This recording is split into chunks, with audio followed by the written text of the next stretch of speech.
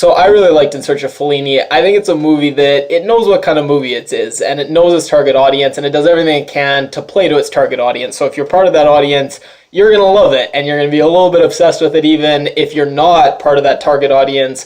I just don't think you're going to understand it, and you're going to know right away whether or not it's the kind of movie for you. So very simple premise. There's a young girl, very quiet, artistic, lives a very sheltered life. She becomes obsessed with this director, Fellini, and she goes on this journey to Italy, this journey of awakening and self-discovery.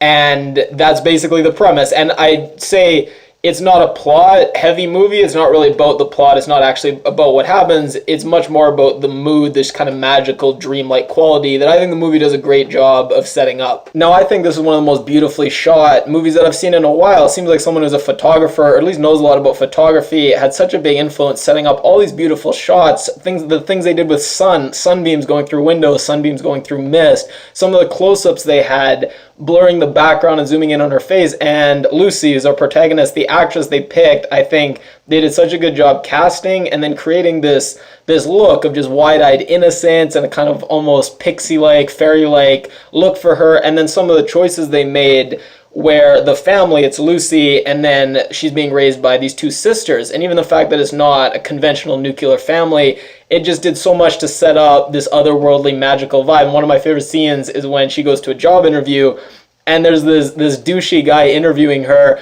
and it's just reality, sleazy, exploitative reality just breaking in on this little bubble that she's always lived in and her mom's kind of constructed for her. And everything, the music boxes we see, the sketches we see her do, even on her job application form, she draws all these unicorns.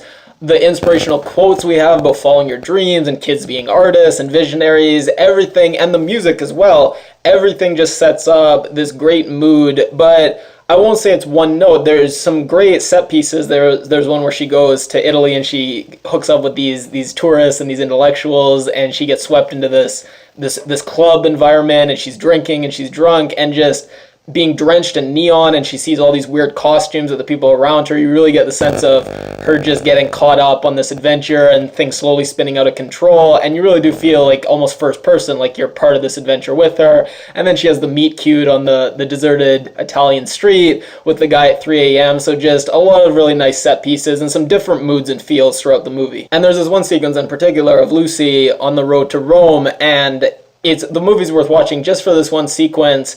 The look on her face, just her acting, the way she just looks so wistful and so melancholy and so forlorn. And then the music they pick, this perfect instrumental song, and then the images that they show as she's on her journey to Rome. It's just a wonderful sequence. And then to contrast with this, running through the movie, we see the sisters that raised Lucy back home, and one of them's bedridden, and they're watching all these Fellini movies. And there's some great, somewhat self-aware commentary. One of the sisters says, well, what movies has he done? What are some famous movies? And the other sister says, well, no one actually watches them. And it's partly a joke, but partly insightful how with Fellini, why people love him as a director. It's not that he's this magical or this very talented director that's able to get these masterpieces of cinema and people just love these particular movies. It's a little bit more about his own personal philosophy and his own personal life-affirming way he lived his life, the way he conducted himself, rather than any particular movies being regarded as like a Christopher Nolan masterpiece. And the sisters, their commentary on these movies, it's quite a funny running joke throughout. One of them is watching and she's giving her interpretation, and the other sister says, well,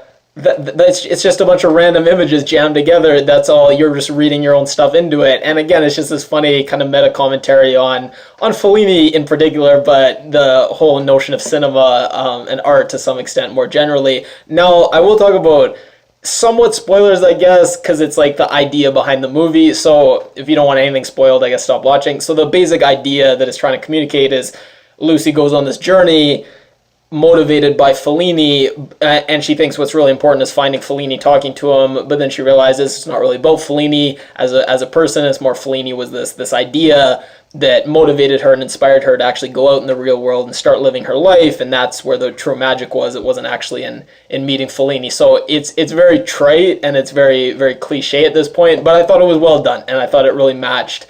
It was the perfect message for the mood and the feeling of this movie. And another really powerful scene when she goes out and this horrible thing happens to her, and then she goes and she wants to phone her mom. She just wants to talk to her mom because her mom's been this rock that's just sheltered her from real life. And she phones her mom, and it's at that moment she finds out that her mom had cancer and her mom is actually dead, and she's never going to have this shelter anymore. It's really powerful, and it hits you really hard. And last thing, I should have said this before spoilers, I guess. The person, so it's based on a true story, and the woman who has the true story that it's based on is actually the woman who was the voice for Bart Simpson. And even more interesting, she's actually in the movie in a very brief scene, very minor role, but it's really fun to see her there as well. So it's a really cool movie. I really liked it. Again, definitely not for everyone, but if you're part of the target audience, I think you'll like it a lot.